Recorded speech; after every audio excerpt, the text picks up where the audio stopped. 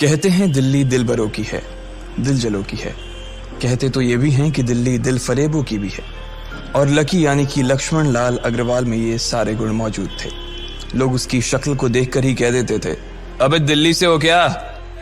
Lucky वैसे दिखने में स्मार्ट और अट्रैक्टिव था, पर जेब से खस्ता हालत होने की वजह से रहता बेहद सिंपल तरीके से था।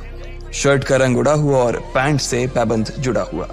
कहने को तो उसकी उम्र के लड़के दिल्ली की सड़कों पर रात को मोटर बाइक दौड़ाते थे, लेकिन लकी उर्फ लक्ष्मण लाल अग्रवाल सिर्फ कमरे से कॉलेज में पढ़ाई और गर्लफ्रेंड डिंपल के साथ थोड़ा वक्त बिताना, फिर कॉलेज से दुकान, दुकान से जब होम डिलीवरी आए तो वहां, और फिर घर चला जाता था। हाँ, कभी कभी जब वो किसी लड़के को खाली सड़क पर मोटर बाइक दंदनाते हुए देखता तो कहता, एक दिन अपना टाइम भी आएगा जब मैं चश्मा लगाकर बैठूंगा और पीछे डिंपल को बैठाऊंगा। देखना, जब वो मेरी कमर में अपना हाथ कसेगी और मैं तेजी से मोटरसाइकिल को इंडिया गेट के आसपास दौड़ाऊंगा तो सारे दिल्ली का दिल हम दोनों को देखकर जलेगा। दुकान में रखा हुआ बर्नॉल भी काम नहीं आएगा। लकी ने कहा और अपने हाथ में बर्नॉल की क्रीम को दबा दिया। जैसे ही उसने क्रीम को दबाया, उसका क्रीम बाहर आ गई। अबे गधे, क्या कर रहा है? वो कोई स्पंज की गेंद है क्या जो उसे दबा रहा है? दुकान के मालिक ने उससे फटकारते हुए कहा और उसके सर पर एक चपत लगा दी। Sorry sir. लकी ने अपना सिर बचाते हुए कहा। वो खरौल बाग में स्थित एक छोटी सी मेडिकल स्टोर पर काम करता था। उसकी दुकान का नाम था चमन मेडिकल स्टोर और उसके ओनर का नाम था चमन लाल। लकी पिछले 5 साल से इन्हीं की दुकान पर काम कर रहा था। यहाँ इस छोटी सी शॉप पर काम करना उसकी मजबूरी थी। लाइफ में कंगाली की वजह से उसे कॉलेज में पढ़ाई पूरी करने के लिए पार्ट टाइम जॉब करना था। उसने कई अच्छी जगह अच्छी तनख्वाह की नौकरी ढूंढी पर नहीं मिली और वो इस मेडिकल स्टोर पर ही अटक गया। गधे, अब इसके पैसे क्या तेरा बाप भरेगा? कटेगा। इसका पैसा भी तेरी तनख्वाह से कटेगा और एमआरपी से डबल रेट में कटेगा। चमन ने अपने दांतों को किचमिचाते हुए कहा। गुस्से की वजह से उसकी नाक फूल गई थी और लकी की सांसें। उसने घबराते हुए ओनर से पूछा, एमआरपी से डबल क्यों सर जी? ताकि अगली बार से ऐसी कोई हरकत करने से पहले तू डबल बार सोचे। चमन ने कहा और उसके हाथ से ट्यूब छीन ली। उसका जी तो चाह रहा था कि वो लकी की खोपड़ी पर एक और बार अपना हाथ साफ कर ले, लेकिन उससे पहले ही दुकान का फोन बजने लगा। फोन की घंटी बजते ही लकी को वहां से निकलने का मौका मिल गया और वो भागते हुए फोन उठाने के लिए चला गया। हेलो जी, करोल बाग के बेस्ट मेडिकल चमन मेडिकल स्टोर से बोल रहा हूं, बताइए क्या काम था? ये लकी की पेटेंट लाइन थी। चाहे कहीं से भी फोन आए, लेकिन उसे फोन पर बस यही बोलना था। जैसे ही इधर लकी ने अपनी बात कही, उधर से जवाब आया, मैं ब्लूमिंग नाइट होटल के कमरा नंबर 303 से बात कर रहा हूँ। एक छोटा सा ऑर्डर है, नोट करो और जल्दी से होटल पर डिलीवर करवा दो। वो एक लड़के की आवाज थी। उसकी आवाज में काफी भारीपन और एक अजीब सी जल्दबाजी थी। जैसे ही लकी ने वो आवाज सुनी, पता नहीं क्यों उसे वो आवाज जानी पहचानी सी लगी। जी सर, बताइए आपका क्या ऑर्डर है? हाँ तो लिखो, हार्ट प्ले के 2 पैकेट और 1 पैकेट टिश्यू। लकी, जो कि अपना पेन लेकर खड़ा था, हार्ट प्ले का नाम सुनते ही झिझक गया। असल में हार्ट प्ले नाम का एक कंडोम आता था और इसलिए उसका नाम सुनते ही लकी शर्मा गया था। इतने साल से भी मेडिकल की स्टोर पर काम करने के बाद उसे इन चीजों का नाम सुनने में शर्म आती थी।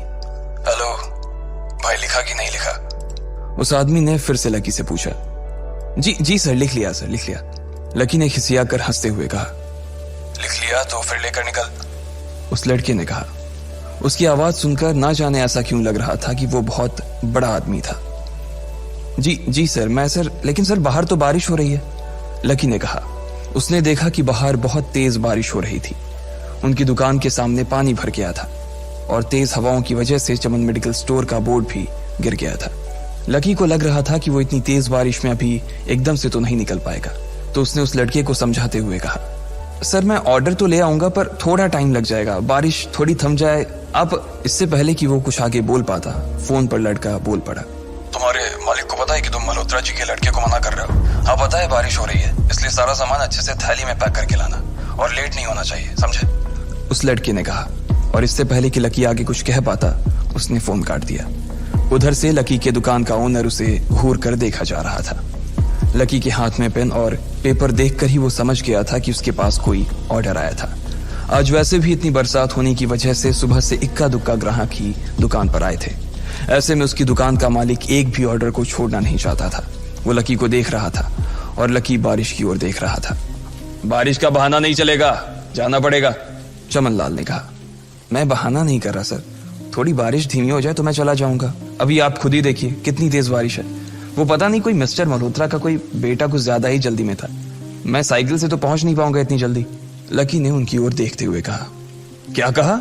मिस्टर मल्होत्रा जी का बेटा? तू मेरी दुकान बंद करवाएगा क्या? अभी क्या भी निकल उनका ऑर्डर लेके, वो हमारे बहुत पुराने कस्टमर है, चमन ने कहा। पर लकी ने कहा ही था कि चमन बोला। पर कुछ नहीं, तू मेरी मोटरसाइकिल ले जा, उसने गुस्से में कहा। अरे सर जी, 200 के ऑर्डर में मुश्किल से 40 रुपए बचेंगे।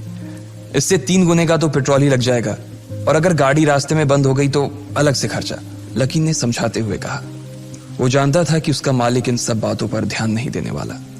चमन लाल बोला। कोई बात नहीं, तू जा, चाहे जो हो जाए, ग्राहक नाराज नहीं होना चाहिए, और वैसे भी वो मल्होत्रा जी का बेटा है। चमन लाल ने मोटरसाइकिल की चाबी लकी की ओर उछालते हुए कहा। लकी ने चाबी ली। उसे देखकर उसके अंदर मिक्स फीलिंग आ गई।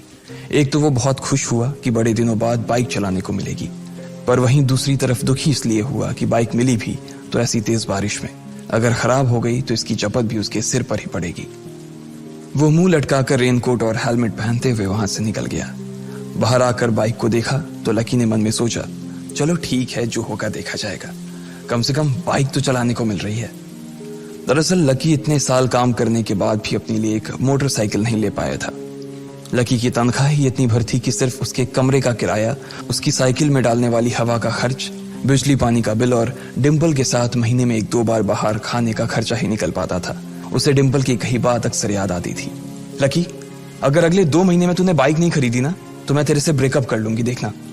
असल में डिम्पल को लकी के साथ बाइक पर घूमने की बड़ी तमन्ना थी। लकी की इस उजाड़ जिंदगी में एक वही तो थी जिसके लिए जिंदा रहने को उसका जी चाहता था। जब भी वो उससे बाइक की बात करती तो लकी डिम्पल की इस बात को हंसकर टाल देता था। वो अपने मन में इस बात को अच्छे से जानता था कि डिम्पल उससे बहुत प्यार करती थी और वो उससे कभी छोड़कर नहीं जा सकती थी। वो दोनों एक दूसरे में ऐसे घुले मिले थे जैसे बादल बरसात में घुल जाती है। लकी को डिम्पल बहुत पसंद थी और वो उसके लिए दुनिया जहां की खुशियां खरीद कर ला देना चाहता था। वो चाहता था कि एक दिन वो डिम्पल को प्लेन में बैठाए, लेकिन उसके ये सब ख्वाब इस कम तनख्वाह की नौकरी की वजह से कभी पूरे नहीं होने वाले थे। पर आज उसके पास एक मौका था। वो डिम्पल को अपने साथ इस बारिश में राजपथ घुमाना चाहता था। वो उसे दिल्ली दिखाना चाहता था। चमन लाल को देने के लिए उसने पहले से ही बहाना सोच रखा था। बस जल्दी से वो ये डिलीवरी देकर सीधे डिम्पल के पास ही जाने वाला था। उसने होटल ब्लूमिंग नाइट के बाहर मोटर बाइक पार्क की और सीधे होटल के अंदर चला गया। लकी ने रिसेप्शन पर पहुंचकर नमस्ते करते हुए रिसेप्शनिस्ट को बोला, जी मैं चमन मेडिकल स्टोर से आया हूं, रूम नंबर 303 का ऑर्डर था सर। रिसेप्शन पर खड़ा आदमी उसके हाथ में काली थैली को देखकर समझ गया था कि उसमें क्या था और वो मंद ही मंद मुस्कुराते हुए बोला, 3rd फ्लोर पर है, लिफ्ट से चले जाओ, रेनकोट यहीं उतार देना। जैसा उस आदमी ने कहा लकी ने ठीक वैसा ही किया और लिफ्ट में चढ़ने के कुछ ही देर बाद वो 3रे माले पर पहुंच गया था। वो रूम नंबर 303 के बाहर पहुंचा और उसने डोरबेल बजाई। जैसे ही दरवाजा खुला लकी ने थैली आगे बढ़ाते हुए कहा, नमस्ते, मैं चमन मेडिकल स्टोर से लकी, ये आपका।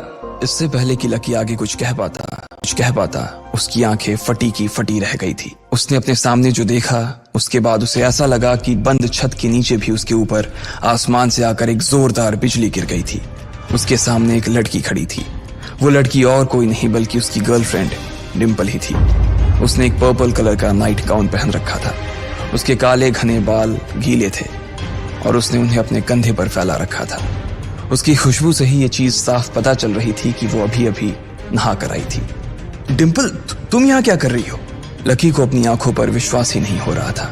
उसने 2 बार अपनी पलकें झपका कर देखा, लेकिन दोनों बार ही उसे अपने सामने डिम्पल ही नजर आई। तुम यहाँ क्या मेरा पीछा करते हुए आए हो लकी? डिम्पल ने उल्टा उसी के ऊपर पलटवार करते हुए कहा। लकी को देखकर उसके दिल की धड़कन भी तेज हो गई थी। उसे उम्मीद नहीं थी कि लकी यहाँ आ जाएगा। उसने ना तो सुबह से उसे फोन किया था और ना ही उसके मैसेज का कोई जवाब दिया था।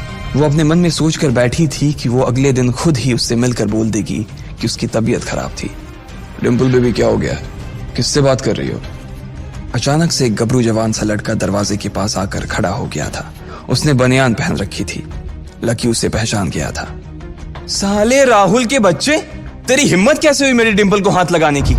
लकी ने जैसे ही राहुल को देखा उसके तन बदन में मानो आग सी लग गई थी। वो उसे इस वक्त इतना बुरा मारना चाहता था, इतना बुरा पीटना चाहता था, जिसकी कोई हद सीमा नहीं थी। लकी जिस कॉलेज में पढ़ता था, राहुल और डिंपल भी उसी में पढ़ते थे, और वो कॉलेज राहुल के फादर का ही था। डिंपल ने राहुल के पिता की एक कंपनी में जॉब पकड़ ली थी और राहुल उस पर बहुत लाइन मारता था।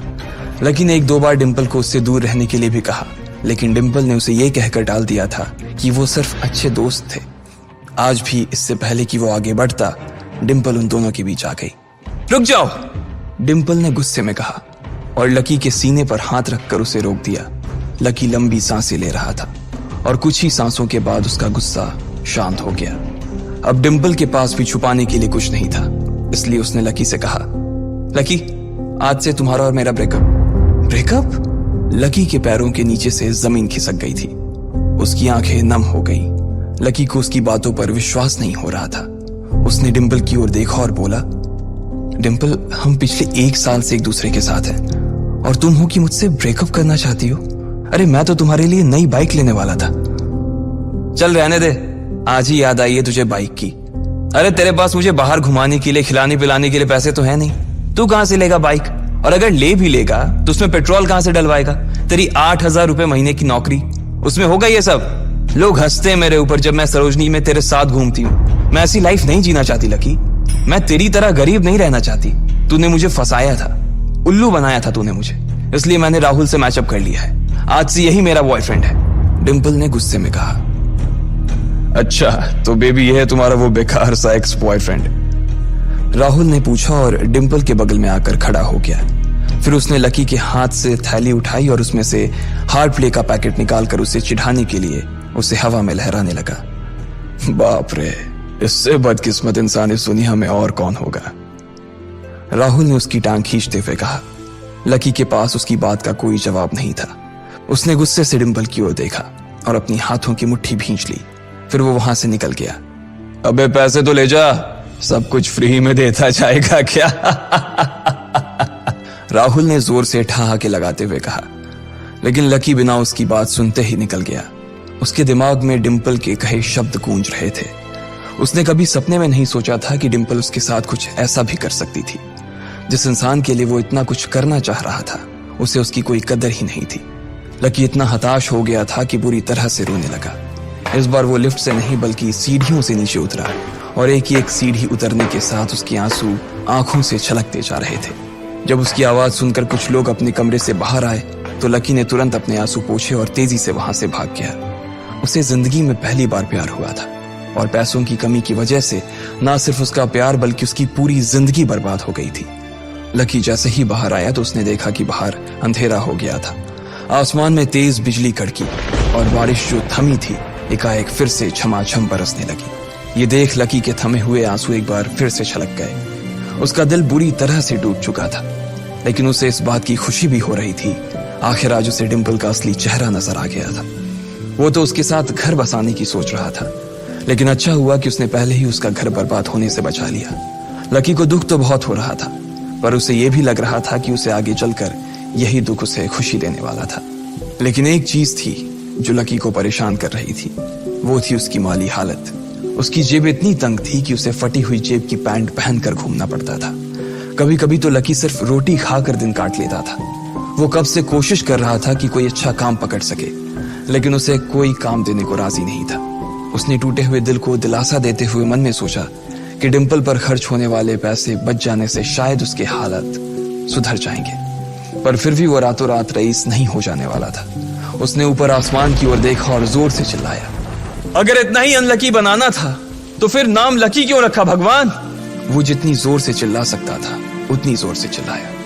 उसकी आवाज से आसपास खड़े लोग एक बार तो डर गए थे। लकी ऊपर ही देख रहा था और उसके आंसू बारिश के पानी के साथ मिल गए थे। जैसे ही वो फूट कर रोने को था, तभी उसके फोन पर एक मैसेज आया। जैसे ही लकी ने अपना फोन निकालकर उस मैसेज को पढ़ना शुरू किया, उसकी तो आंखें ही चमक गई। अचानक उसके आंसू हंसी में बदल गए और वो जोर जोर से वहीं सड़क पर नाचने लगा। उस मैसेज में लिखा था, परिवार की रिसर्च और परिवार के निर्णय के हिसाब से अग्रवाल परिवार का वारिस लक्ष्मण लाल अग्रवाल उर्फ लकी ने गरीबी अभ्यास की परीक्षा को पास कर लिया है और आज से ही वो उस जमीन और उस जायदाद का मालिक हो जाएगा जो परिवार ने उसके नाम कर रखी थी। ये एक ऐसा मैसेज था। आखिर कौन था लकी? क्या थी उसकी असलियत? और वो कैसे रातों रात ही अनलकी से लकी हो गया था? आपको क्या लगता है, क्या होंगे इन सभी सवालों के जवाब? कमेंट बॉक्स में कमेंट करके जरूर बताएं। और सभी सवालों के जवाब को जानने के लिए सुनते रहिए इंस्टा मिलीनियर सिर्फ पॉकेट FM पर।